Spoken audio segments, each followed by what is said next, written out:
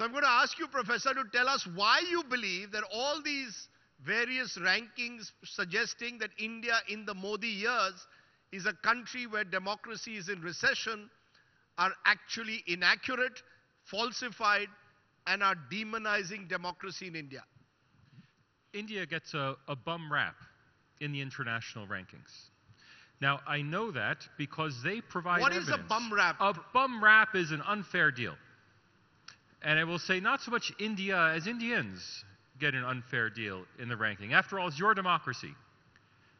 The problem is that all three of these rankings organizations, in the evidence they provided to substantiate their rankings, that evidence is full of mendacity, it's full of errors, it's full of seemingly intentional misrepresentations, it's full of lapses of editorial oversight. In fact, almost to a number, not one of the bits of evidence adduced in support of the decline in India's democracy rankings since 2014 actually adds up. So we'll come to that evidence in a moment, on the basis of which you suggested that the democracy rankings are unfair. But before that, let's set the record straight. Those who are supporters of Prime Minister Modi are saying Salvatore Babones needs to be embraced by us. He's saying what we've been saying for years. Critics of the Prime Minister are saying, who is this American-based professor in Australia who's never been to India to talk about India's democracy? You want to respond and set that record straight? And this is my first visit to India. Thank you very much. I am a comparative sociologist, so my work is on international rankings, not on India as such. I've become interested in India because when you look at India in international perspective, in a comparative perspective, India is by far the world's greatest democratic success story. And I say that unreservedly because as a social scientist, if we study democracy, the first thing we see is that there are no poor democracies. There is no country with a GDP per capita of less than $10,000 per year that has a consistent record of democratic elections going back more than a few decades. India stands out as the enormous exception. It's no surprise that rich countries are democracies. All the rich countries are democracies. India is the only poor country that has a well-institutionalized democracy. It's the only post-colonial country to have remained a democracy throughout its entire history. And it's the only well-institutionalized democracy on the Eurasian continent between South Korea and Israel. That makes India a truly exceptional case that drove me to study it. That's interesting because you cite the fact that the GDP or the per capita income of Uttar Pradesh is very similar to that of Rwanda. And you ask us to contrast, look at democracy in Rwanda and look at it in Uttar Pradesh. So your basic thesis comes from the fact that a poor country, in your view, is one with, it's an exception, which India is an exception, a poor country, which is a rich democracy.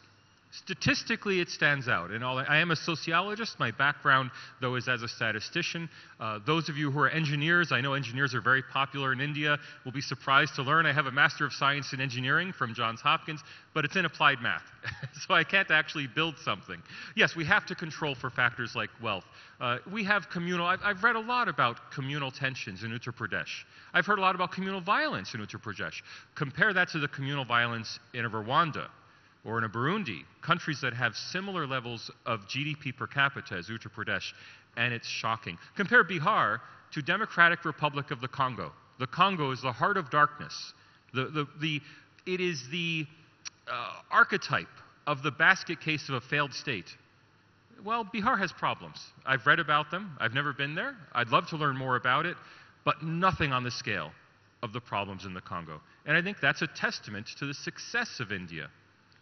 Let's then test the empirical evidence that you have suggested is the basis, which you've in a way demolished or attempted to demolish, the empirical evidence cited by these think tanks that have lowered India's democracy rankings. The Economist Intelligence Unit labels India as a flawed democracy characterized by a serious deterioration in the quality of democracy under leader Narendra Modi. Sweden's VDEM says that we are essentially moving towards an electoral autocracy on par with Russia, and Freedom House says we are only partially free with an overall freedom rank of tied 85th in the world.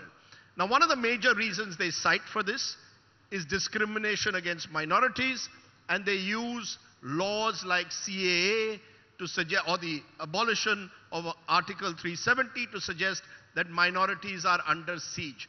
How do you link that to the ranking system?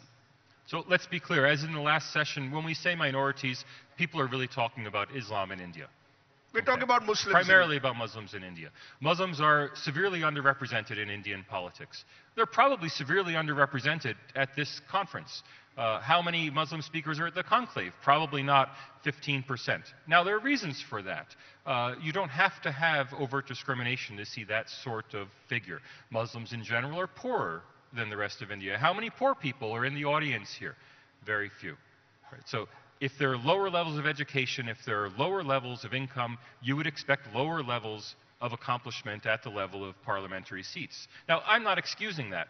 Okay? India should be working harder to be more inclusive for its minority populations, Muslims especially.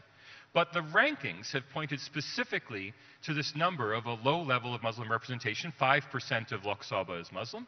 Yet the number of Muslims in the Lok Sabha has increased between 2014 and 2019. Now, we can say it hasn't increased enough. It's a marginal increase. We are basically, interestingly, in 2009, 5% of the Lok Sabha was Muslim. In 2019, it was also around 5%. Or we could say there's been a 23% increase in the number of Muslims in Lok Sabha. Look, either way you say it, it can't be used to justify a decline in the rankings between 2014 and 2019. It can be used to justify a low ranking. And if India's ranking had been consistently low on all three of these indices for the